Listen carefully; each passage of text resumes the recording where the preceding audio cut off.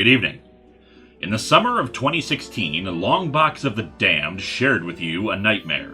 A midsummer's nightmare at that. 26 episodes focused exclusively on comics related to an anthology of fantasy and horror. A look into a world between science and superstition. What lies between the pit of man's fears and the summit of his knowledge. This was the Twilight Zone Chain Reaction. Offered to you now, a return to that land of both shadow and substance. And you open the door to that realm with, of course, a gold key. Meet Luke Mandel, a bank robber escaping from prison with a ton of loot waiting for him, but also his face shown in every newspaper in the area. He heads to a mask shop owned by an odd proprietor, requesting a mask that makes him look like a new man. The owner agrees, saying he needs to make a death mask of his face with plaster so that the new mask will fit his face perfectly. It succeeds, Luke now unrecognizable in his new face, but the salesman says that he knew who Luke was the whole time, demanding half of the stolen loot in exchange for this anonymity, or he'll tell the police everything.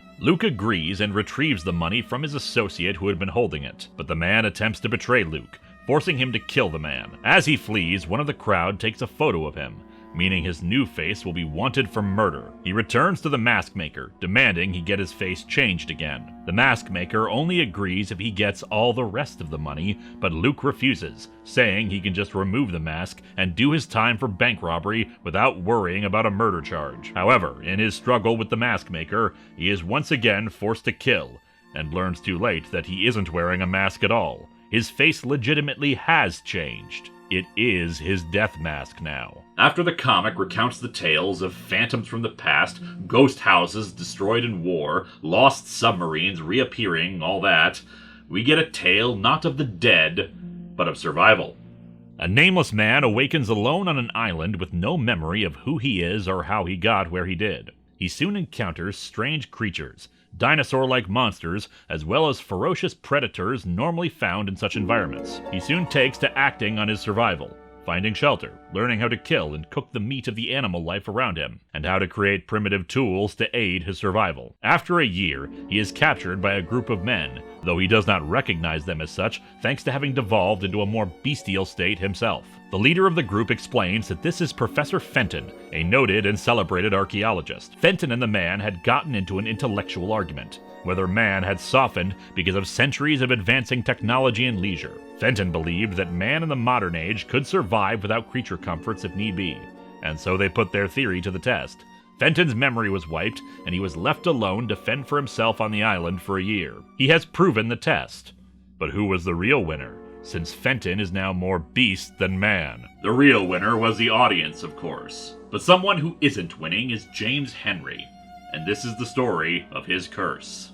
James Henry finds a book at a bookstore called The Curse of James Henry. He's amused by the character sharing his name and reads of the novel James Henry rescuing a woman from drowning, only to have the same thing happen to him. The woman's father pays him for his help, as is said in the book, but also reads that a romance is supposed to develop between him and the woman, and that the father refuses to let that happen, sending muggers to attack him. That comes true as well, and James relates all this to his best friend Bert. Bert thinks the whole thing is a coincidence and tosses the book into the fireplace so James won't be ruled by it. He encourages James to invest his money in a stock that he got a tip on. James trusts Bert, but loses it all as the stocks turn bad. Bert comes to apologize, but James refuses the apology, saying he knows that Bert was in on a massive swindle in regards to the stock. Bert admits it, but James decides to call the police on him, leading to Bert shooting him. As he dies, James sees the final pages of the burnt book mirroring some of this,